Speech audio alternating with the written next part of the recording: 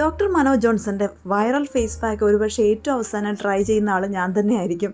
ഒരുപാട് പേര് ഇതിൻ്റെ നല്ല നല്ല റിവ്യൂസൊക്കെ ഇട്ടിട്ടുണ്ട്. ഇത് തയ്യാറാക്കിയെടുക്കാനും വളരെ ഈസിയാണ്. ഇതിനായിട്ടൊരു പാത്രത്തിലേക്ക് 1/2 ഗ്ലാസോളം പാലൊഴിച്ചു കൊടുക്കുക. നല്ല പാലാണെങ്കിൽ നല്ല രീതിയിലുള്ള റിസൾട്ടും കിട്ടും.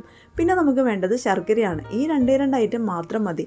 ശർക്കര കുറച്ച് ചീവിയതും കൂടി ഇതിലേക്ക് ഇട്ടിട്ട് നന്നായിട്ടൊന്ന് മിക്സ് ചെയ്തെടുത്തിട്ട് ചെറുതീയിൽ വെച്ച് നന്നായിട്ടൊന്ന് കുറുക്കിയെടുക്കാം. ഇനി ഇത് ഒരുപാട് കട്ടിയാവാൻ വേണ്ടി നിൽക്കേണ്ട, കുറച്ച് ലൂസായിട്ടുള്ള പരുവത്തിൽ മതിയാകും.